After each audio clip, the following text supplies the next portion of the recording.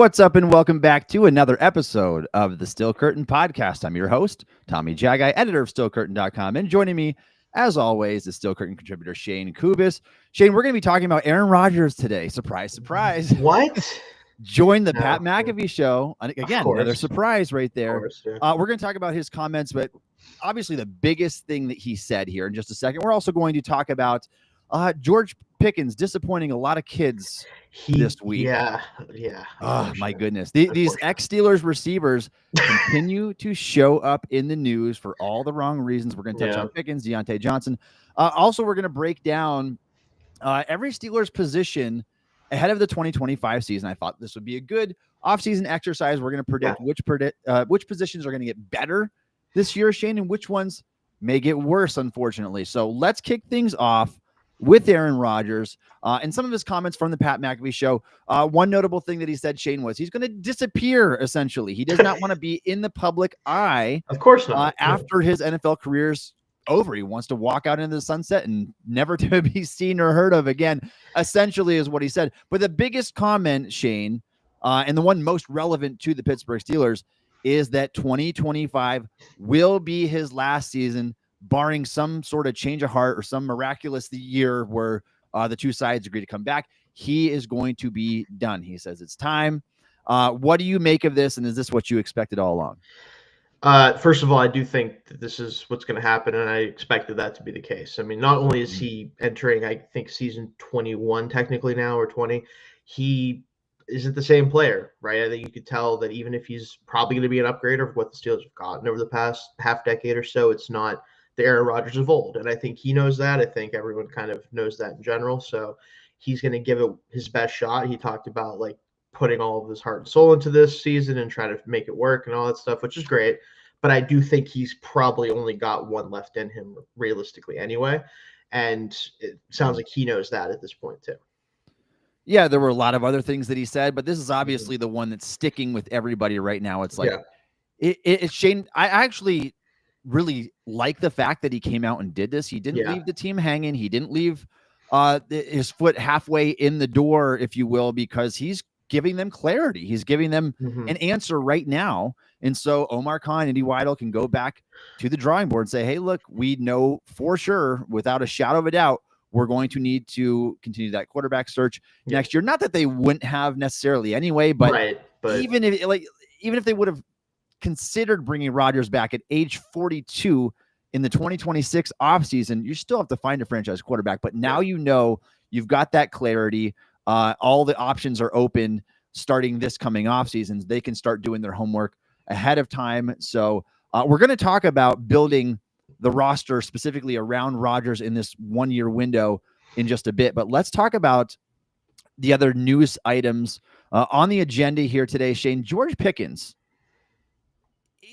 backed out of his own football camp. Now, stop me, Shayne, if you think that this is uncharacteristic of Pickens to do something like this. So here's the reports, and I'll give it to you in a nutshell. If you want to read the whole thing, it's all over X, formerly Twitter, right now. I wrote an article about it as well this morning. You can find it on steelcurtain.com.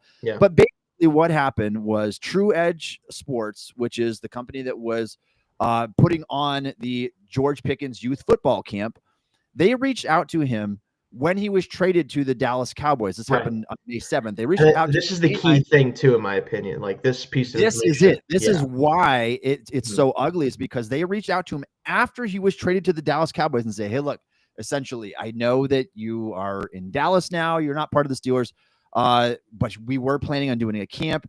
A lot of signups. Camp sold out, by the way. Would you still be interested in doing this? Is this something you still want to do? Pickens' party apparently said yes to that they still plan on doing the camp. Well, fast forward a month almost, and you're looking at more than a month. We're talking like fast forward like 6-7 weeks here. And then days before the camp is set to kick off, which is this Saturday. Pickens' party said, yeah, we're not doing it. We find pictures of him. He's working out with Dak and some of the Cowboys skill players there. You can't do this kind of stuff. You can't leave kids and their families hanging like this. So hopefully this gets a happy ending, Shayne, because Pat Freiermuth stepped in. to be the face of the camp, essentially. Good on him. But the camp had to be rescheduled. All the families now are changing their summer plans. Like, come on, man. You leave us with one more sour taste. Yeah, it's just really unfortunate because this is one of the situations where because of the trade, because of everything that goes on, that's why I said the initial piece of the information was important, because it's not like they were like expecting him necessarily to keep doing it, or like went to him like, hey, you still got to do this, all this stuff. They went to him like, hey, are you still going to do this? Because you are traded from the team now. We understand, like, things change. This wasn't necessarily something that you forced or whatever. Like, it is what it is. We just need to know so that we can plan to change things up if we need to. And whether it was him directly or his representation or whatever, maybe his representation was like, oh, this is still a really good idea to do. So they told him like, hey, you should still do this. And he just signed off on it. And now that he's in the midst of off-season training, and like you said, he's working out with Dak and all that stuff, he's like, well, actually, I'm not going to do it. But this type of stuff matters not only because for public perception on his own part, like, you don't want to look bad in public if you can avoid it, but also just it kind of illustrates like the issues that Pickens had with his team. It was not really on the field most of the time. There was obviously some issues in that regard, like penalties and other things, but just the lack of kind of self-awareness and maturity that he had while he was with the Steelers. It's stuff like this that can impact you in a lot of ways on the field ultimately, because if you don't show growth off the field, why should we expect you to show growth on the field when you aren't taking it as seriously as you need to? And Shayne, that's exactly it. This is just such a selfish act, I think. Like, the fact that he had avoidable. Exactly. It was avoidable. It was 100% avoidable. Yeah. They reached out to him on May 9th and asked him if he still wanted to do it. And he said that he was going to do it. And then days before the camp, you all of a sudden say, yeah, that's not happening. So if you were on the fence with George Pickens being on the team before, this should convince you, I think. I mean, the way I would describe it, Shayne, it's not necessarily one big, inexcusable, unforgivable action from George Pickens. It's death by 1,000 paper cuts. Like, this is what this guy gives you. He says all the wrong things continually to the media. He quits on his team that time. At least it's evident on film when you go back and watch the all 22. That he's not giving a full effort.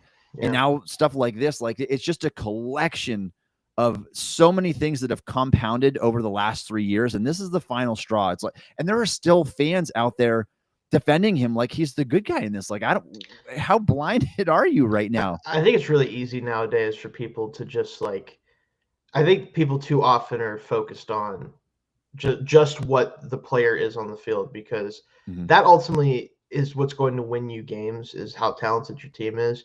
But if you don't have the right collection of people that have the right ideas and mindsets about how to go about this, you end up in situations like George did, where he has to get traded from a team that he was the number one receiver for. And I know DK being brought in was going to change the dynamic of that, and that was going to be a whole thing.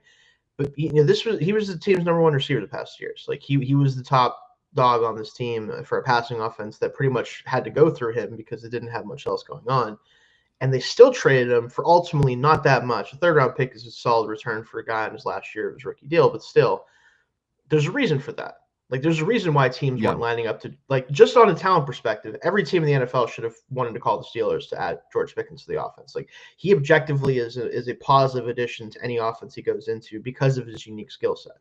But teams don't want to deal with guys who consistently show that they just don't get it.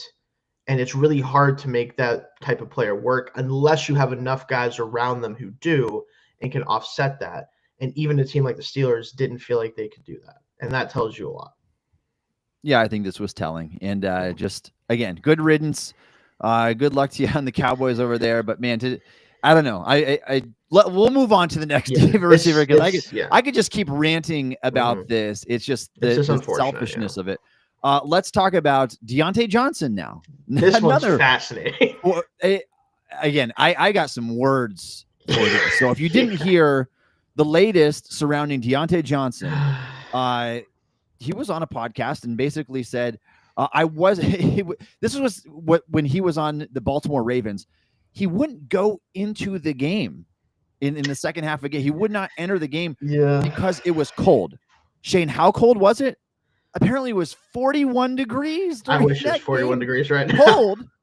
try coming living in Erie, Pennsylvania for a little while. Where like we're chipping through the ice to try to find firewood to keep our house warm. Like 41 degrees. You're on over there on a heated bench. This is what Johnson had to say. I wasn't getting into no run plays, no pass plays, or nothing. It was cold. End of the third, going into the fourth, they were like, "Hey, we need you." I was like, "Nah, I don't want it. It's not a good idea for me. Like my legs are already ice cold. I didn't want to go out there and put bad stuff on film."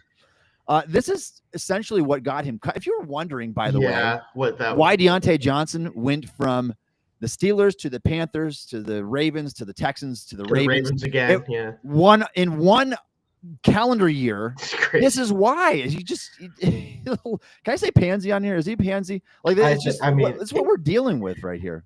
To me, the most fascinating part of this to me when I read this quote from him yesterday, it was the fact that he looked at it from like I don't want to put bad film out there, right?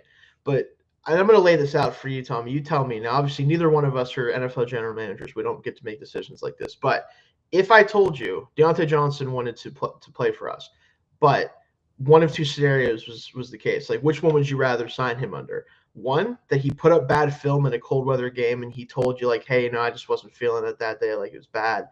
Whether I wasn't a fan or whatever. But hey, I could still play. Like you can look at my tape for the Panthers, I could still play.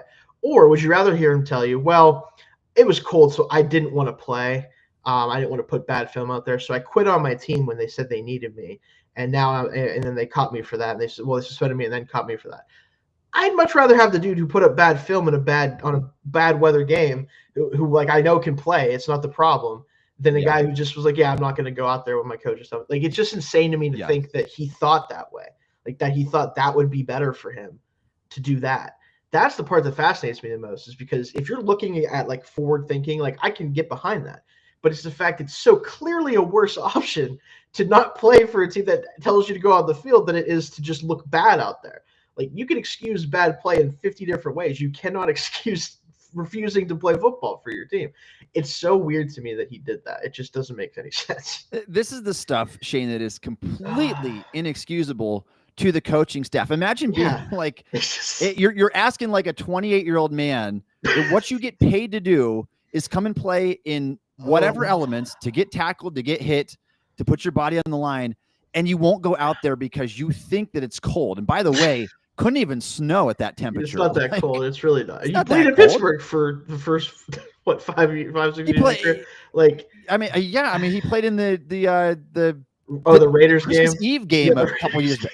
Yeah, it's like, where's this coming from right now? It's just it's insane. And so it's just leave it up to the Steelers though to have their former receivers. This is how they're making the news. The Steelers are like, there's got to be a documentary in like 10 years about like the last 20, like from like 2005 to now, like a study done about what it is with Steelers receivers, because like they're either like some of the best people in the sport or some of the absolute strangest people in the sport. Like it doesn't feel like there's a lot of middle ground as far as guys we actually draft and bring in, because like they're either phenomenal but they just make no sense in any other way, or they're like pretty good but they're just really great people. It's like one of the two. It doesn't make any sense to me. Like it's the fact that also, I want to point this out. Like I know this is a dead conversation, but I feel like we need to point this out, especially post like the AB stuff and this and George and all that stuff. People gave Juju Smith-Schuster way too much crap. They did. Like, think about like what people were mad at him for all the time, like TikTok dances and like other stuff. And then now we have these dudes doing this, and everyone was always mad at him for that instead. It's like, I wish that was what I had to worry about with the Steelers receiver. Like, if the worst thing that Juju's ever done in his life is not close to most of the stuff that everyone else is doing, it just makes no sense to me that was the thing. So I just want to throw that out. Yeah, Shayne, Juju is Mother Teresa compared to the insane. It's crazy. It's I hate to sound like that guy, like back in my day, but it's like, where are the Heinz Wards of the world anymore? Like, honestly, I'll just take a normal guy. Like, give me just a normal person. I don't even need it to be a Heinz Ward. Just like a guy that I don't have to hear this type of stuff in the news about. That's really all I'm asking for at this point. Well, let's hope we can get through the 2025 season with all Steelers receivers saying we're just going to go out there and do our business and play some football. So that's first time in forever. That's all I'm asking. All right, Shayne, let's move on. And we're going to talk about building a roster around Aaron Rodgers. Now, look, I know that most of the time for that has already passed, right? Yes, like we've already had the draft. We've already had free agency. Sure, there are free agents sitting out there. They kind of been picked over already. What can we do at this point, knowing for sure that this will be Aaron Rodgers' one and done year with the Pittsburgh Steelers? And Shayne, I want to give you the scope of things again. I know that you know, but for all of our listeners out there, and just another reminder, Aaron Rodgers is 41. He turns 42 in December. Cam Hayward is 36 years old. This may be his last season. And if he plays beyond this, we don't know what you're going to get. TJ Watt turns 31 years old in October. Effectively and basically objectively, the best three players on this roster, almost by a mile, are guys who are old, quite frankly. And it's like the time to win is now. I know you've got all that draft capital in the future. Again, if it was up to me, probably wouldn't have even signed Rodgers. I would have turned the page already and looked ahead, because nothing's more important than finding the next franchise quarterback and building a Super Bowl roster from the studs up. But now that you've kind of closed that window and said, we're trying to crack this contending window open again, Shayne, how do you do that? If you're the Pittsburgh Steelers right now and your best players are aging out and you know that you have 1 year with Aaron Rodgers to make this work, how do you build this roster right now? What moves can you make right now to give yourself the best chance to make a playoff push this year? That's the tricky part about this build that the Steelers have gone for this offseason is that it's not that they haven't done anything to try to further like the ceiling of this team. Like, you bring in DK Metcalf, but then you trade George Pickens, which again we've talked about, probably had to happen, but it's still like you're essentially, in my opinion, in terms of overall impact, you're not really affecting the receiver room that much, to be honest with you. I know some people view Metcalf, more highly, whatever. I think it's almost kind of a net neutral in terms of ability on the field, right? Less headaches, great, whatever. You don't bring in, at least so far, any other substantial offensive playmakers through free agency or trades. You do bring in a new running back with Caleb Johnson, which I do think is going to be awesome, hopefully, even in year one. Like, you hope that that's what the case is, because you don't want Jaylen Warren to have to be this 300-touch guy whenever he clearly is probably not that type of player. So you hope that he works out. But because you haven't really fortified this offense in the way that you'd think you would want to for a 1 year ago with Aaron Rodgers, you have to then look at the trade market and free agency and go, is there somebody we can bring in who we can reliably put at the receiver 2 position, as far as the outside receiver 2, next to Metcalf, who can actually give you something, unlike the host of names that the Steelers have had at that spot over the past 5 years, right? Like, you don't want another Allen Robinson or Van Jefferson or any of those guys. You want someone who can actually still play and can actually have an impact. It's going to be hard to do that, realistically. Like, you could take the shot on Amari Cooper and hope that last year was kind of a weird year with the Browns and Bills, all this stuff. You could bring in a Gabe Davis that they brought in for a visit and didn't sign. So clearly there's some stuff there. You could look on the trade market for, Cortland Sutton or someone like that who might be available, but the Broncos now look pretty good. So maybe they're not going to, make him available. It's just hard to find an offensive playmaker that would actually make a difference at this point in the offseason. And I still think that's the biggest thing that they could do, just to kind of make this offense more viable in especially big game situations where you have to have a play and you might need to go to somebody other than your best guy. Yeah, Shayne, 100% agree with you there. And I look at 3 positions right now, 3 positions that could be defining for the Steelers this year. It could be kind of like it has been in previous years, where if these positions don't show up, you've got glaring holes. And if they can fill those roster holes, I think the Steelers are looking pretty solid on paper, at least. But you talked about wide receiver 2. That's a huge one. Yes. Slot cornerback is another one. Yes. Can you really count on Beanie Bishop Jr., whoever's going to man that role? We don't even know really who it is at this point. Whoever wins that job. I mean, it's certainly, I would be floored if it was Dante Kent. Like, what are you going to do there? And then swing tackle. If Broderick or Fautanu were to go down for the season or for any stretch of time, you're already talking about Calvin Anderson, who was, I mean, we're talking about scary bad offensive tackle depth here. So those are the 3 positions I look at.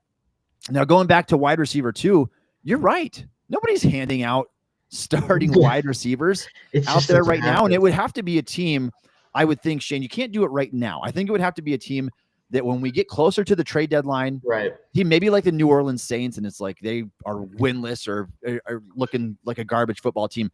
Maybe they would be willing to part ways with a Chris Olave if he doesn't get a 100th concussion before then.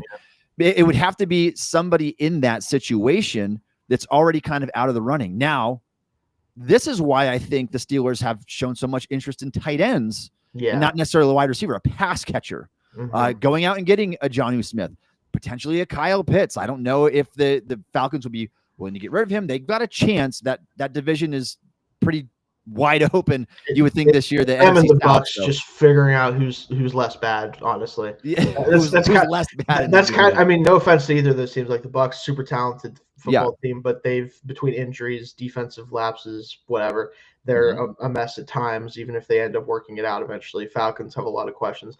The Pitts thing is probably the most interesting one that's theoretically out there. But again, it's like, are they going to do that with a rookie quarterback that Pitts kind of started to play a little bit better with him under center? Like that, like there's more good moments of Pitts, in my opinion, last year when Penix was throwing him the ball than at any point with Cousins. So I think you don't want to mess that up if there's something there. So even that's probably asking a lot if you want to get him off their hands. So. Yeah, for sure, Shayne. And on the surface, it's like, all right, what are we doing, Steelers? You gave Pat Freiermuth a big contract extension, 4-year extension last offseason. You drafted Darnell Washington to be the big Y tight end, which he's proving to be, and he's good in that role. The two complement each other well. Sure, could you use more depth? They wouldn't turn it down, but it's like you've got two guys there. But I think the thought process, it might be more of what what we're talking about right now, Shayne, is that they just need another pass catcher. They need a reliable guy that can go out there, pass the call. Not that Pitts has necessarily been that. He's been very inconsistent in his career, but he's played over 130 snaps as an outside receiver, Shayne. He's played a lot in the slot.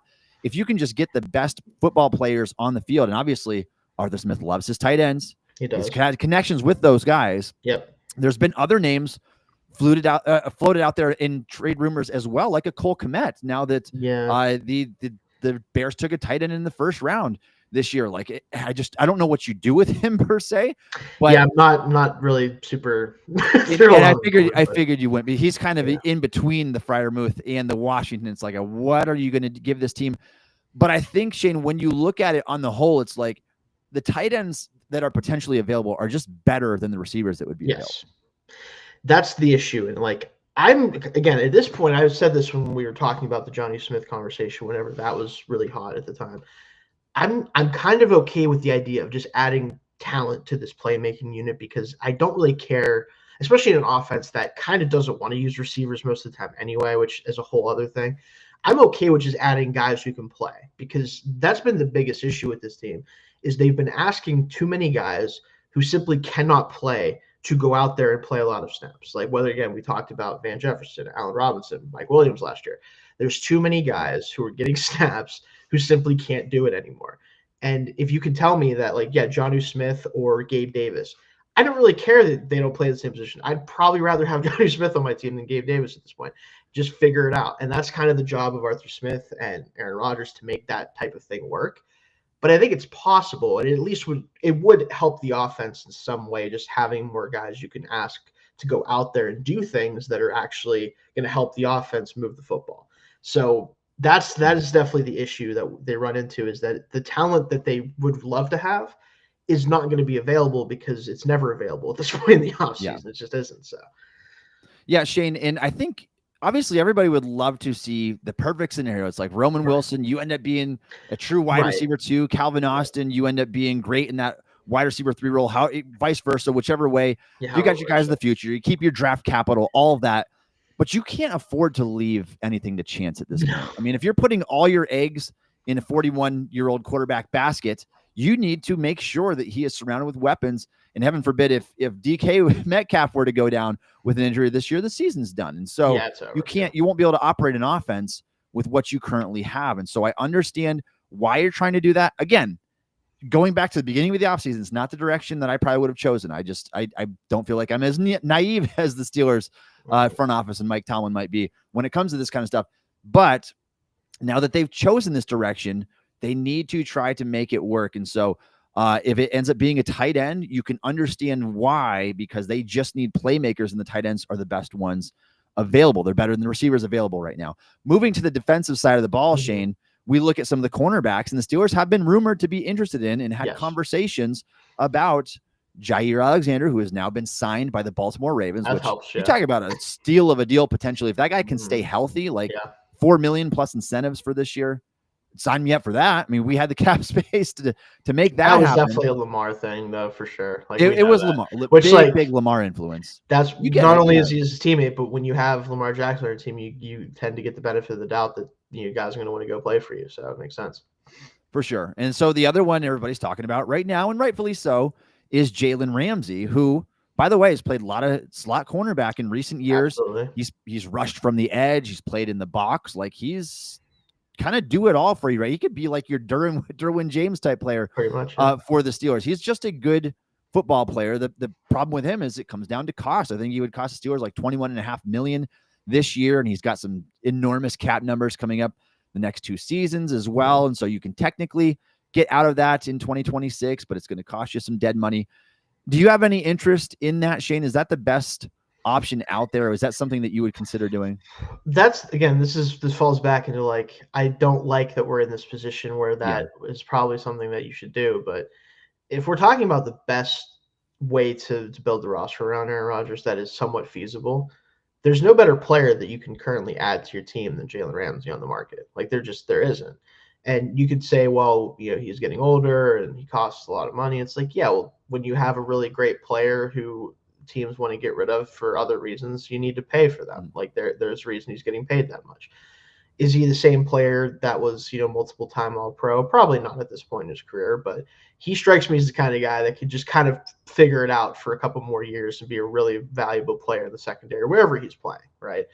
And you already have an aging, not even aging, a fully aged veteran in Darius Slay as your second corner anyway. Yeah. Like, worst case scenario, what if Darius Slay just can't play anymore? Like, that's something that I think not enough people ask that question. Like, he was really good for the Eagles last year, but they also had 2 like ridiculously good rookie corners that took a lot of pressure off of him. He wasn't having to be the guy constantly. If he can't play anymore, is Corey Trice going to go back out there? And, like, as much as we liked him, like, is that the solution? I don't really love that. I just don't. Yeah. Maybe he could be the outside corner then, right? And you put someone else's lot. But I think getting Ramsey would be the biggest move they could make. It's just, I think they're not really in it. I really think he's going to be a Ram at the end of the day. I just think it's when is that going to happen? I definitely think he's going to be on the West Coast. Like, that seems to be his preference. I think those are the teams that kind of want him the most. I could even see him being a Charger. Like, that'd be very interesting in that defense. Like, I kind of think they're out of the running for him, but he would be the best player they could add to this roster. Yeah, he's made it very clear he wants to play on the West Coast, but DK Metcalf said something similar, and he wound up in Pittsburgh. So you don't always get the say unless your team is going to kind of just give you the leeway there to pick and choose where you want to go. The Dolphins are very rich man as well. Yes, for sure. Helps. And so there's the good and the bad. Like, it's, if you were to trade for him, you have to take on a lot of salary there. Yeah. You're taking on a contract that the Dolphins are actively trying to get out of. But because of that, it's going to cost you less draft capital than it otherwise would have. Yeah. You're not going to pay a day 2 pick. I think it's going to be a 4th or 5th round selection, which the Steelers have multiple of next year. They really loaded up on compensatory picks because of all their roster losses this offseason. And the moves that they made, Shayne, they didn't affect that. Aaron Rodgers was a cut. He did not go towards the team's, and he came late, but he did not go towards the team's compensatory formula. Neither did Darius Slay, who was cut by the Eagles, released by the Eagles. And so he did not count against the compensatory formula. So Steelers got to keep all those picks, and they would have lost a few of those at least. They are really good on draft capital for next year, which I'd love for them to be able to keep. I'd love for them to find a way to keep it and make it work. But it's like, you can't have your foot in both doorways. You've got to pick a direction. And sadly, the Steelers have already picked this direction. You got to make it work. I do think that Ramsey is pretty easily the best player in the secondary period that you can go out and get right now, who is on the trade market. I think that he's still a good football player at this stage of his career. I think he could play boundary. I think he could play slot. I think he could play safety if you needed him to. I think he eventually will. He's just that good of a football player. And like you said, Slay is not guaranteed to work out. I mean, he was 33 years old last year with the Eagles in the heaviest 4-man rush front in the NFL. Now, if he goes to the Steelers, the pressure doesn't get there faster. And a 34-year-old corner, he could be toast. I mean, he could be toast. We saw Darrelle Revis in good corners were toast by like age 32. So he's already operating on borrowed time right now. For sure. That's the thing about it. And that's maybe the biggest reason why, if you can get Ramsey, it makes a lot of sense, because realistically, you just don't know with older corners like this, like especially guys who, as great as Darius Slay's been, and I got to give him a ton of credit for being this effective this long. Like that's something that is hard to do in the NFL. At some point, it comes for everyone. Like that's just how it works in the sport. And I know the Steelers know as well as anyone that sometimes you could beat that curve way longer than you should, just looking at Cam Hayward. But like, not everybody can do that. He also plays defensive line, which does not require you to run around with the best athletes on the planet. Like, you just don't have to, like, that's not something he has to do a lot of the time. So it's different. And I think it's something that is an underrated talking point about this team is if we get to week 5 and Darius Slay can't cover anybody, what's the solution to that? Like, you're not bringing in someone who's significantly better at that point in free agency.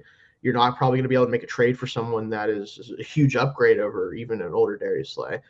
You might just be bad at quarter 2 again. Like, that might be the reality if that happens. So getting Ramsey would at least alleviate some of that concern for the most part, especially considering that he can still play outside corner, even if he'd be better as a slot player probably.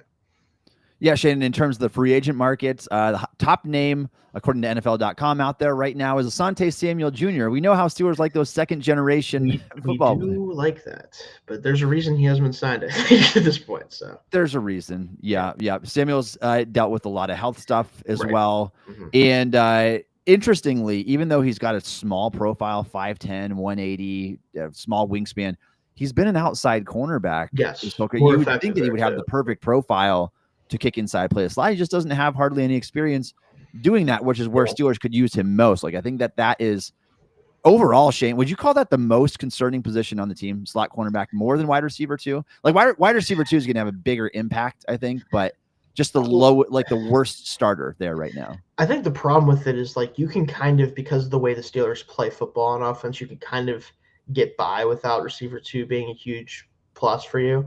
You can't get away from having a bad slot corner. Like, the NFL just doesn't, we don't play enough base defense in the NFL anymore for that not to be a problem if they're bad, because teams will target them. Like, we saw that last year at times, right? Where, like, if you can find a weakness on the defense and just target it one after another, like, first of all, Terrell Austin's not going to solve that problem, unfortunately. We kind of know that about him. He's probably not going to find a curveball to deal with that.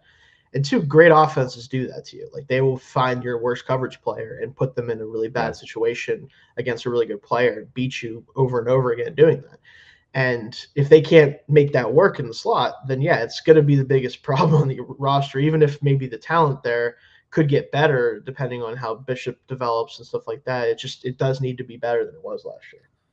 Yeah, and this is not like a Beanie Bishop like roast here. It's just an undrafted free agent. Like, how much trust can you put in a 6-year college player, undrafted free agent at 24 years old? It's like, it's not fair. If he has a good year, then that's fine. That's great.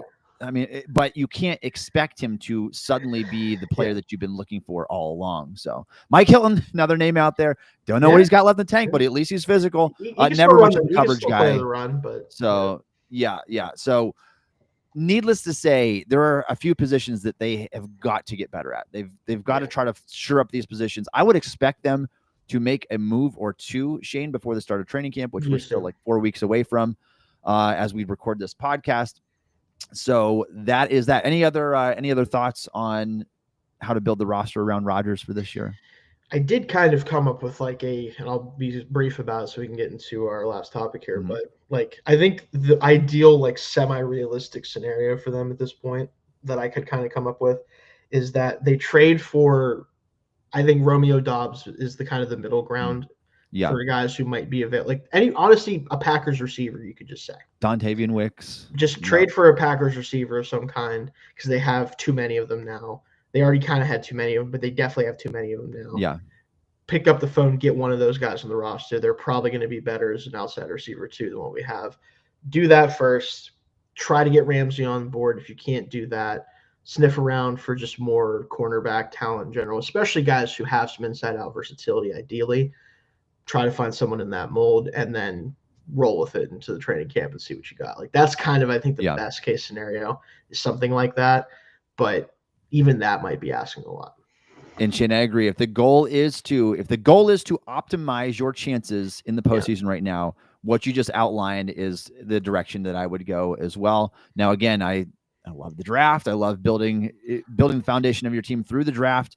I think the Steelers need to get there eventually, but if this is the 1 year window, I think that's the direction I would go as well. All right. If you are a fan of the Pittsburgh Steelers and would like to support the Steel Curtain podcast, please consider subscribing to the Steel Curtain podcast on YouTube. We appreciate all of your support. And if you guys are joining us in the live chat here, please drop a message, a question for us, anything you want to talk about. Shayne and I will see if we can get to those. And as you're doing that, Shayne, let's talk about better or worse. We're going to predict every positional group on the Pittsburgh Steelers ahead of the 2025 season. What will be better and which will be worse? And we're going to do this Madden style. We'll start right here at the top of the list with the quarterback position, Shayne. And I'll kick it over to you and I'll back clean up here. It better be better. That's all I'm going to say. It should be better. I do think it will be better. I think that this version of Aaron Rodgers is still a more complete and effective player than what we got from Russell Wilson last year. Although there's a lot of similarities to their game in terms of like where they attack and how they want to operate. I think Rodgers is just overall better at doing those things at this point in his career. So overall, I do expect it to be better. I do trust Mason Rudolph to be able to come in and kind of just like steer the ship if need be, whether if Rodgers goes down or whatever happens. He's been here. He kind of knows what the deal is. So that's also good to have. So in general, I feel better about this quarterback room. Yeah, in hindsight, Shayne, the best thing the Steelers 2024 quarterback group had going for them was they had a phenomenal QB2. But their QB1, though, left some to be desired. Now, obviously, both you and I expressed we wish that Fields would have stayed the whole season. You could have seen what you had with a 25-year-old. Just to see what you have. It's going to be better this year. I'd be very surprised if it wasn't. You look at the final 5 games of the season, the Steelers averaged 14 points per game on offense, and that is largely because Russell Wilson just couldn't get anything going. Even the playoff game, they didn't score until the third quarter. Like, you can't do that kind of stuff. I can't see Rodgers having that bad of a stretch, even against his toughest stretch of schedule this year. I just think he's going to be a little bit more consistent than that. It might not be a huge improvement. Again, we're talking about a 41-year-old quarterback who is coming off a 4-13 record with the New York Jets, but I do think that it will be an improvement overall, assuming Rodgers can stay healthy. And then the rest of the room is kind of a moot point. Like, as long as Rodgers is out there, that's it. If Rodgers is not out there, then we're talking about a different story. This could be worse for sure. Oh, it could definitely be worse. Certainly be worse. I mean, granted, I'm just going to point this out. So, as someone who doesn't care at all about Mason Rudolph in any sort of way, no offense to anyone who does, he does have like the best 3-game stretch the Steelers quarterback has had since Ben retired. Realistically, like, take that for what you will. Take that for what you will. That's still true. So.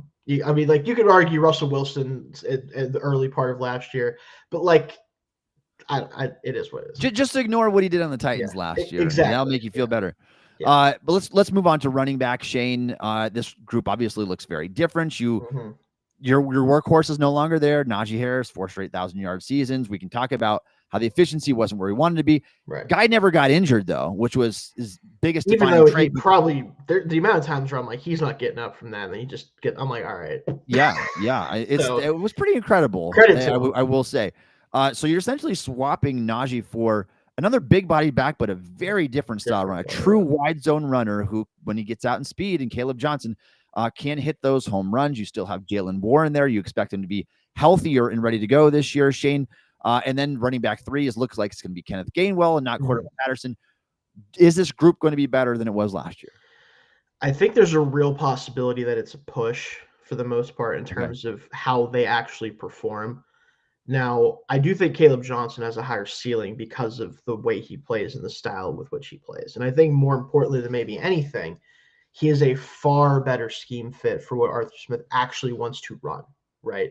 And that might be the biggest factor here as to why, if you want to say it's better, and I think I'm still leaning that direction, even though it's closer to a push, is because they now have a player who is designed to run in a system that is like this as a wide zone runner, right?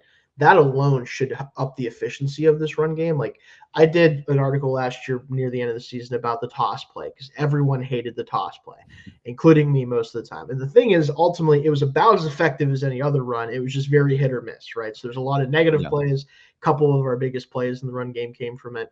I think this year, if he wants to lean into that type of play more, Caleb Johnson is about as good as you're going to get as a prospect at doing that. So there is an element of that you have to factor in. So overall, I'm still going to lean better, but kind of closer to the middle there. Okay, Shayne, you say basically a push here. I'm going to disagree with you. I'm going to say notably better. I'm going to say notably better. The running game overall, the rushing attack. I think that Caleb Johnson is a picture-perfect fit in Arthur Smith's offense. I think that's going to make a big difference there and by itself because Najee Harris is, excuse me, very much a gap runner. He was not a wide zone runner at all. That did not fit his skill set. Where Caleb Johnson's the polar opposite. And assuming that Johnson and Warren can stay healthy, I think that we finally see the efficiency in Arthur Smith's rushing attack that he's been longing for, with the Steelers. I think that this ends up being a good rushing team, even by this year, by Caleb Johnson's rookie season. I sure hope so, yeah.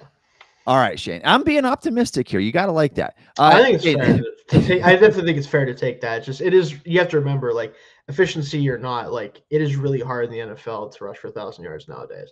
And Najee did it a bunch. Granted, a lot of it was because they just pounded the rock with them, but it is hard to do that. And Caleb Johnson is a rookie, so there's a little bit of that built into it. So. And Shayne, I will say this: I think that they will be better with not even being convinced at all that the Steelers are going to have a 1,000-yard rusher. Like I think that could end up being 850 for Caleb Johnson and 800 for Jaylen Warren or some sort of mixture like that. Like I think it's just going to be efficient and it's going to be where they want to go. It's going to be a great complement to the passing game, which it really hasn't been. No. So that's my prediction for the running game. I'm going to say better. So far 2 for me, quarterback, running back, both better this year. Wide receivers, Shayne, how do you see this one shaking up?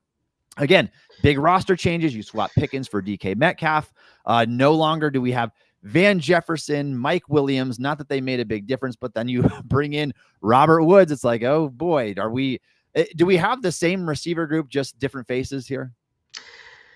I'm going to say a little bit better with the hope that Roman Wilson actually provides them something this year. That's going to be the key difference between last year's group and this year's group. Because you swap Metcalf and Pickens, you could argue whether or not that's an upgrade on either side. But I think it's mostly a push in terms of overall value and talent. I think they fit very similar molds as players.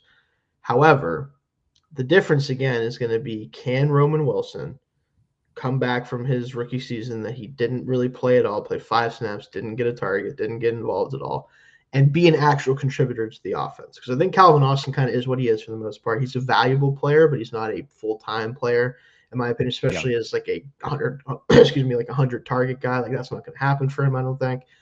Roman Wilson, though, has that potential, in my opinion, had that coming out of Michigan. So that's the way that this group can be better, barring like a trade or something like that, like we talked about. So I'm definitely gonna lean better, hoping that he is at least something for them versus nothing like last year.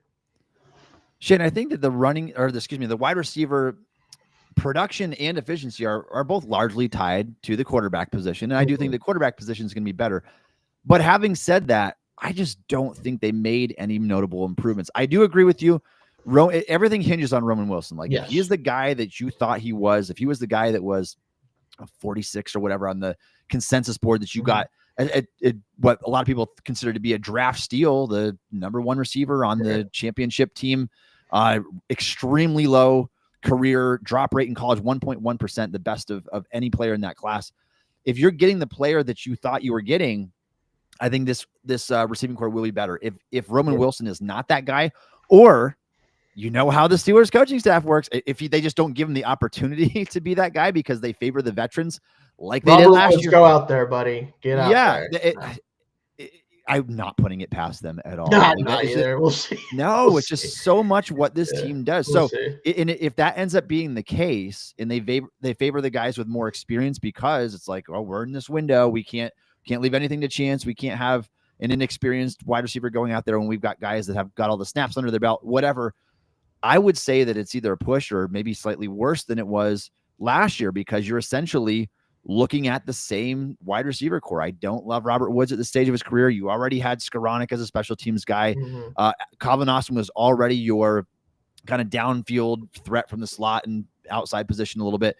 I think they're going to get largely what they had last year out of this group, sans Roman Wilson. And that's the caveat here. But yeah, I tend to agree. All right, Shayne, let's go to tight end real quick here. And again, looking very similar to what we saw, at least for most of the season last year. No Michael Pruitt. And we really don't know who that third tight end is going to be this year. Obviously, the top two, Freiermuth, Darnell Washington. We can predict whether there would be a trade or not. And certainly if there's a trade, it's no contest to Steelers receiving tight end room would be better than it was from a season ago. Third guy, maybe Connor Hayward. It may be one of these undrafted players that came in here. It's just hard to predict at this point in time. But what would you say for the tight end room? Better or worse than last year? I think it's going to be better regardless of whether they make a move, because I think for two reasons. One, I think the development of Darnell Washington is going to continue in the offense, both in terms of his own personal development and how they use him. And I think Aaron Rodgers being added to this quarterback room is really important for guys like Pat Freiermuth and him. This is a guy who knows how to use tight ends whenever they're effective for him and likes to get these guys the ball when he has a chance. And I think that unlike Russell Wilson, that's going to be a big factor here, right? Because they're going to play better, I think, overall. They're going to be targeted, hopefully, more often. And realistically, until they make a move, and even if they do, whether you like him or not, Pat's probably the second best receiver on this team right now. Like that's just what it is. So he should get even more targets than he got a year ago. He should be the focal point of the offense when it isn't DK for now in the passing game, unless something changes. I think that their production is going to go up, but I think that both players could just honestly be better versions of themselves than they were last year. So I'm going to go better overall. Sure. Shayne, I'm going to say better as well, even not knowing who's going to round out the position here. Yeah. Maybe this comes via trade, and then it would be pretty easy for me. Right. I feel very confident in that.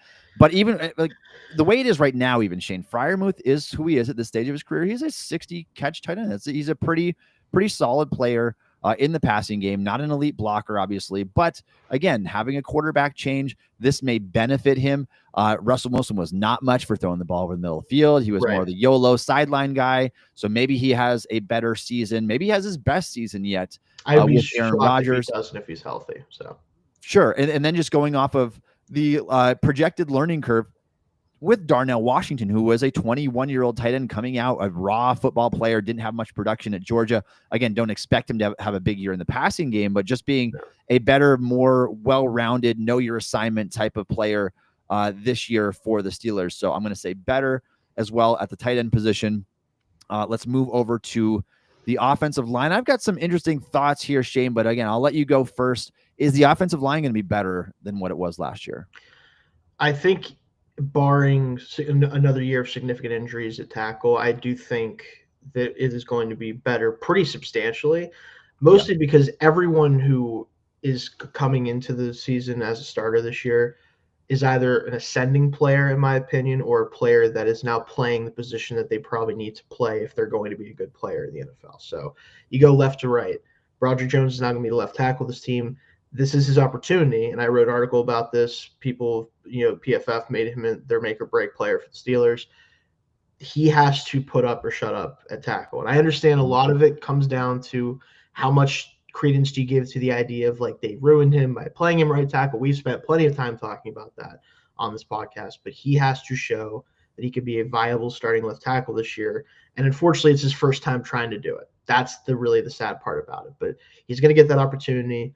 I don't think he'll be worse at left tackle than he was at right tackle, so you assume he's at least the same player, which isn't going to make it worse for us than it was last year. You go to left guard, you have Isaac Seumalo. He is the veteran of this group at this point, not only because of his age, but because he's the only guy that actually has a significant amount of starting experience at this point. He was the same kind of guy that he's always been last year when he was healthy. You hope he can stay healthy. Zach Frazier is an ascending player, maybe the most ascending player at the position at this point, honestly, at center. Like he was phenomenal last year and kind of broke, I know, your expectations and even mine when I was a little bit higher on him than you were. So it is definitely good to see that there's a true like ascending potential star on this line, which of course it'd be center for the Steelers that would be doing that. Right guard, Mason McCormick, really thought he played better than a lot of the metrics would say he did. I think for the most part, I think he has a very bright future as well. And then we get to see hopefully a full season of Troy Fautanu, our first round pick in 2024. I had really, really high hopes for him, even as a rookie. I'm hoping to see a lot of that this year. So I think overall this group is ascending and should be better, with still some question marks, unfortunately. Yeah, absolutely, Shayne. I'm going to say better too, but here's the catch.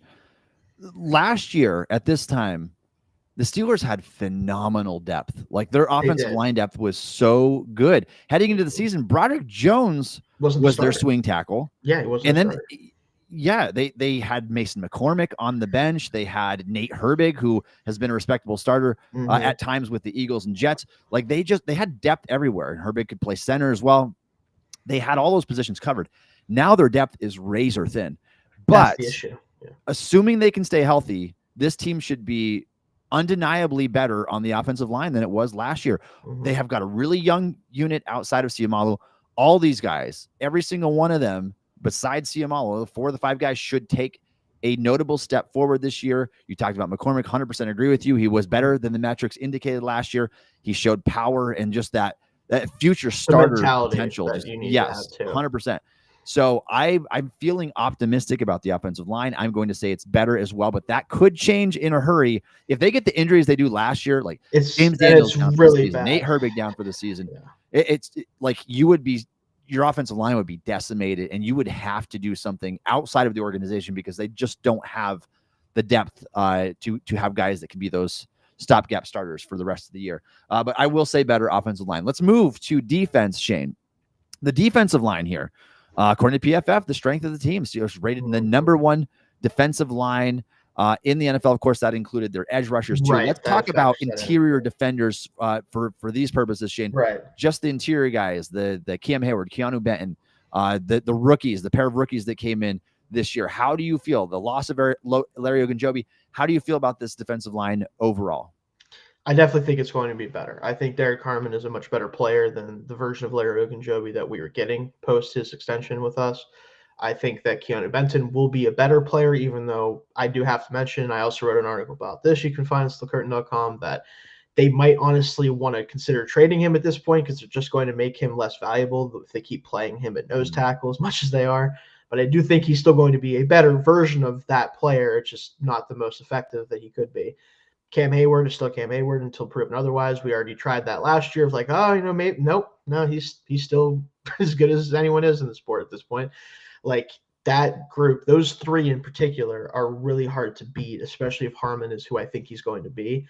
And then you get into some of the depth where it's like, okay, how much can you get out of Wyatt Black is potentially, like, granted, maybe it won't be a nose tackle, which infuriates me. But again, like, you have a little bit of depth there now, I think, that you like because you brought in a Harmon to replace Ogunjobi. So I really like that group a lot.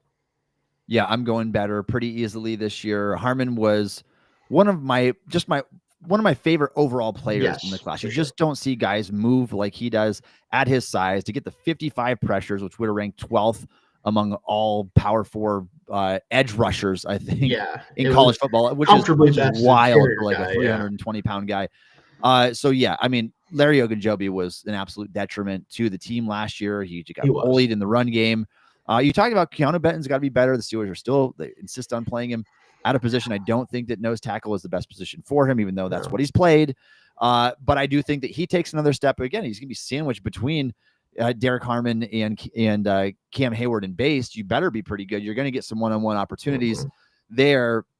And then in sub package, he can offer them something as well. Hayward could take a step back, but like we said, why bet against the guy? I'm just gonna wait for it to happen when it isn't injury related. Yes, we've had this conversation like 4 years in a row, and it just doesn't happen. And so until we see that happen, it's kind of like until we see the Steelers not have a non-losing record, there's no reason to bet it. Same thing with Cam Hayward.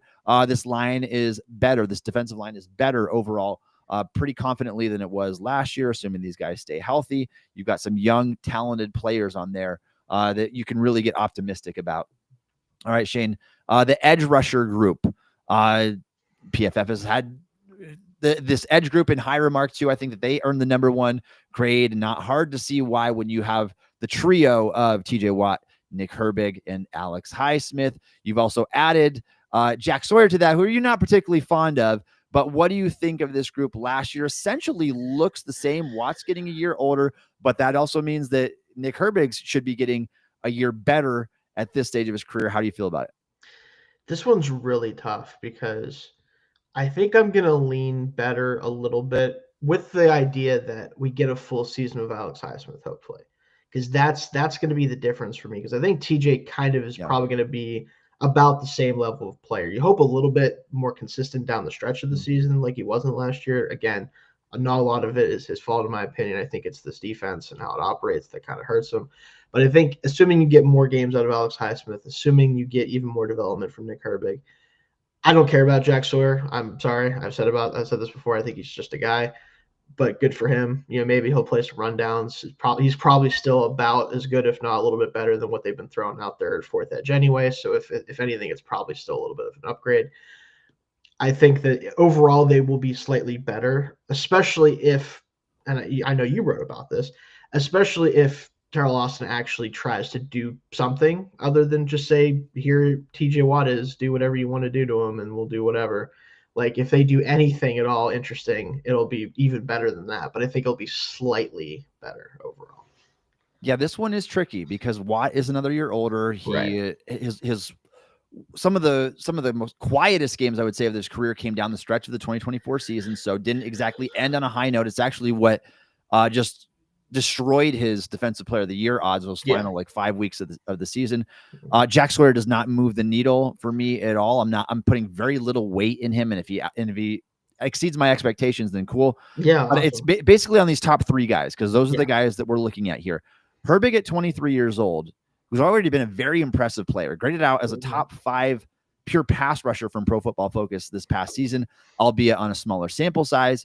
23 years old, you expect him to get better. Watt, I would expect to be about the same, though I do think that he's going to be back for blood this year. Like, I think that there's an element of that. Everybody's counting him out. I mean, some people have him just outside of their top 5 edge rushers right now. Like, he's not going to be cool with that. Like, he's going to try to ball out this year and put up much better, at least statistical production, than we saw last year. I will say slightly better, but I think it's mostly a push from this group. Mostly, right. I get, again, the slightly better comes from hoping that Herbig takes a bit more of a step. Sure. Alex Highsmith plays the whole season, hopefully, that type of stuff. It's really more so just games out of getting more games out of guys and getting a little bit of improvement from the young guys. So, but yeah, absolutely.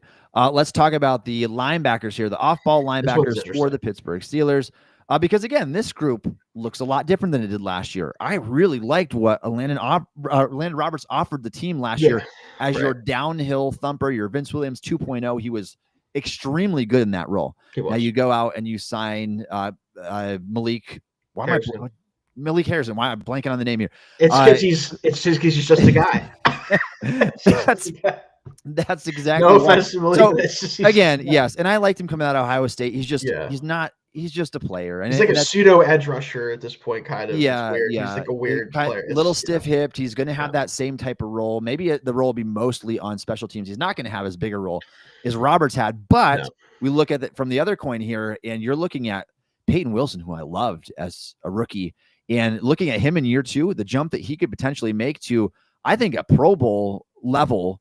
Both you and I have shared our thoughts on Patrick Queen, very up and down guy. We're not the biggest Patrick Queen fan just because he's so high variance and a lot of times just a player as well.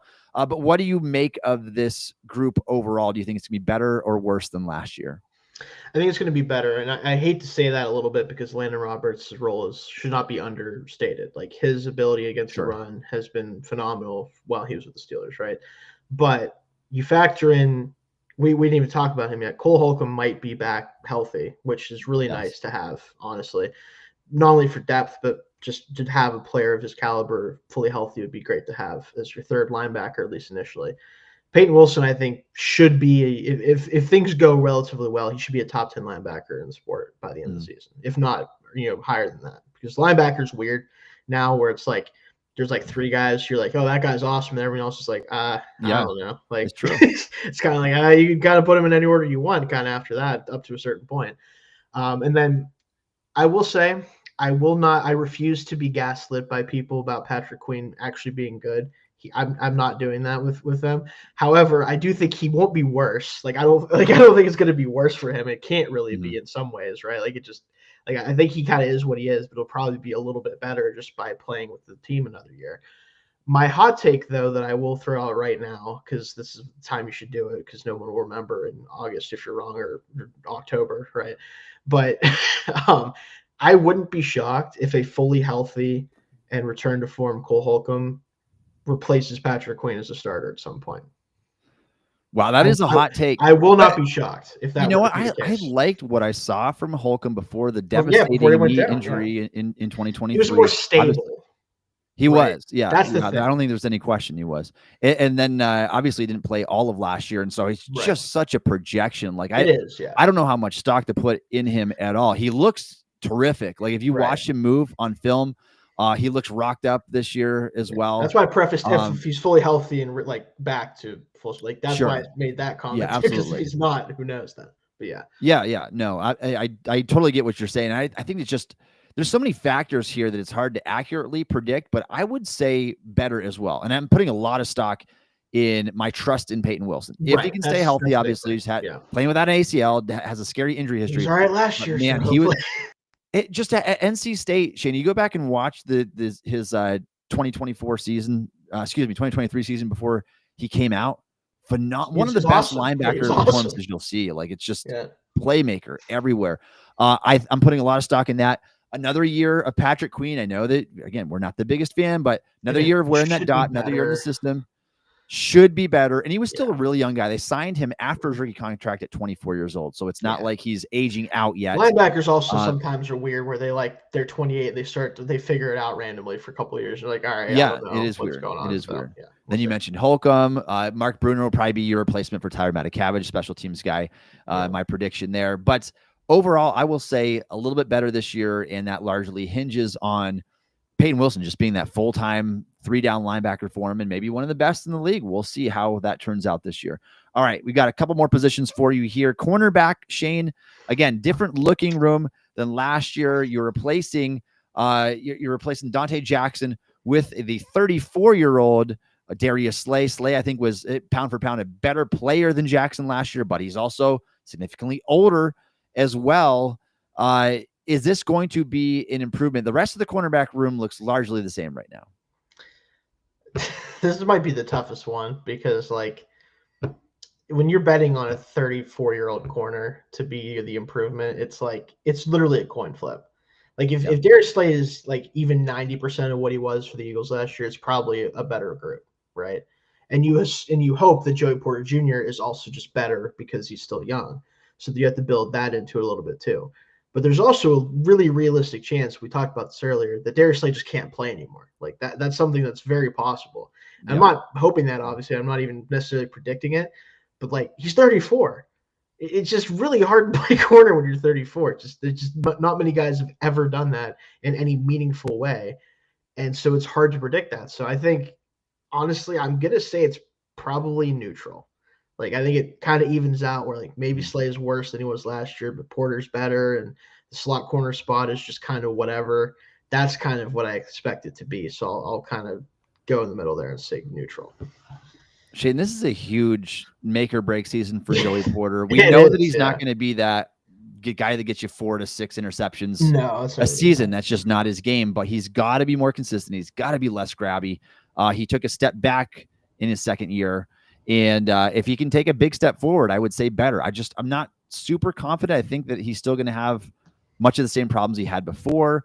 The depth, I'm a little bit concerned with. I like Trice from what I've seen from him. He obviously had the questionable game against Jamar Chase, but we also know that Carol Austin. Like that's a one terrible of the game. Weirdest games I've ever seen college. Oh my goodness!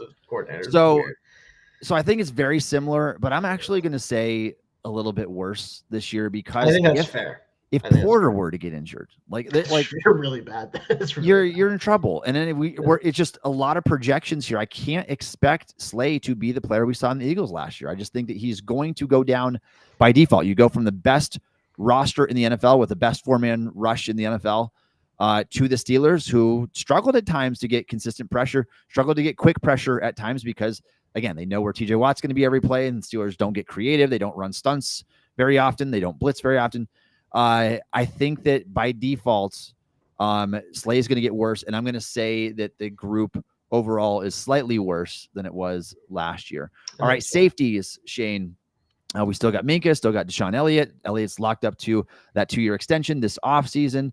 Steelers also brought in Juan Thornhill to replace DeMonte KZ. Do you think that this group is better or worse than the same than it was last year? Man, I'll lean slightly better because I like Thornhill more than KZ as the third safety.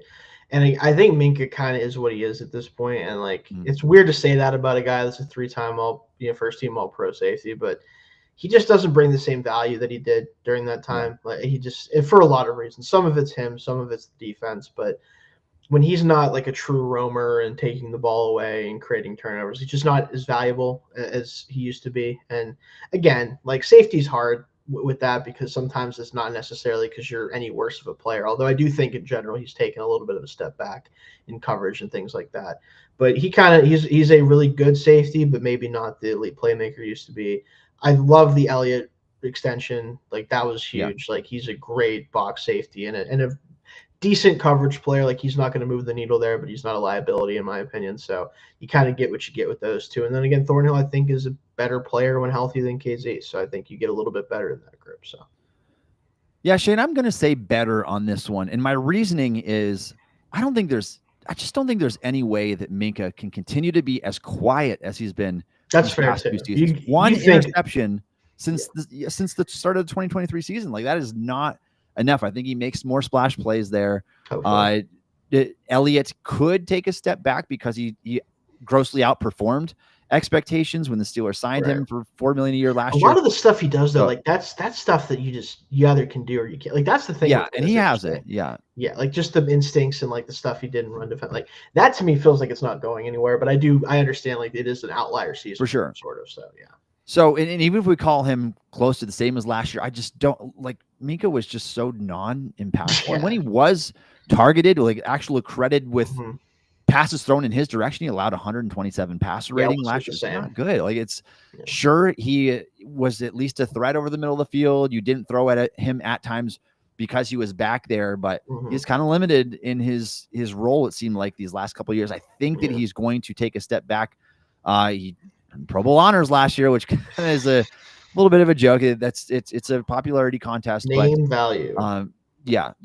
So I will say a little bit better because I think that Minkah still has some left to offer. You want to talk about contracts? Maybe that's what we'll have to do in one of these shows here. But I recently wrote about why we need to have a painful conversation about Minkah Fitzpatrick, and the evidence is overwhelming at this point. Unfortunately, going on 3 years of this now, and the Steelers just can't justify the cap hit. They cannot do it.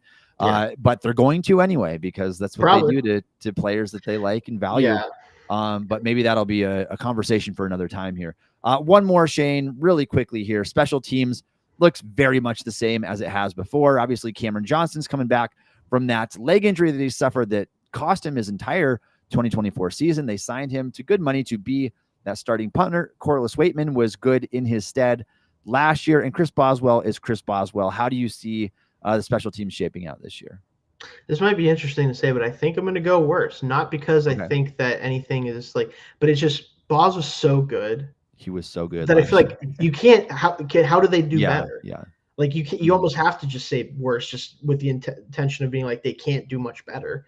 The punter situation is probably not going to be different enough, even if Johnston is back and healthy. Because again, Waitman was good. He was a good punter last year. I don't think Johnston is this elite punter that is going to change the game in terms of his ability to flip the field. So in general, I think punting is going to be about the same. And you have to assume, even if Boz is about the same, he's probably can't be any better than he was last year. It'd be kind of hard to ask a kicker to be better than him. So I almost have to lean a little bit worse just off of variance, if nothing else. for your reasoning, 100%. Just by default, Boswell was the best kicker in the NFL, in my opinion, last year. So it just do better than the best. Unbelievable season. And so, assuming he even has a couple more misses, we'll say that's the biggest factor on special teams. Not really the kick return game. Like the Steelers didn't get anything out of Cordero Patterson last year. Change much either. The kick return rule change didn't really change a thing for the Steelers. They're going to be underwhelming, I think, in that department, no matter who's back there. If it's Kenneth Gainwell, whatever they do, the biggest factor, obviously, on special teams is the kicking, and you just can't get much better kicking seasons than what we saw from Boswell last year. I will say that is going to be worse by default in 2025. All right, Shayne, any other final thoughts you want to share before we wrap up this show? Honestly, I think the fact that we said mostly better is good, but I think that the fact that most of them were like probably better is also part of the issue, right? So like it is what it is. We'll kind of see how this plays out when we get to the season, but overall, I think this team is a slightly higher ceiling version of last year's team, but that might still just mean 10 wins. So, a lot of roster turnover, a lot of new faces that kind of wear some similar hats this year for the Steelers, but new quarterback that could potentially be the biggest factor. Obviously, quarterback is the most important position in the sport. So a lot weighs on Aaron Rodgers, obviously. We go live on the show every single Wednesday at 1:30 p.m. Eastern time. Also check out Josh Yorish's show. He goes live on Mondays at 1:30 p.m. Eastern time. Thank you for joining us on the show today. You can follow Shayne on X at Shayne Kubas. You can follow me on X at Tommy Jaggi. You can download the Still Curtain podcast wherever you get your podcasts. Also check us out on YouTube or ask Alexa to play the Still Curtain podcast. Thanks again for listening to the Still Curtain podcast.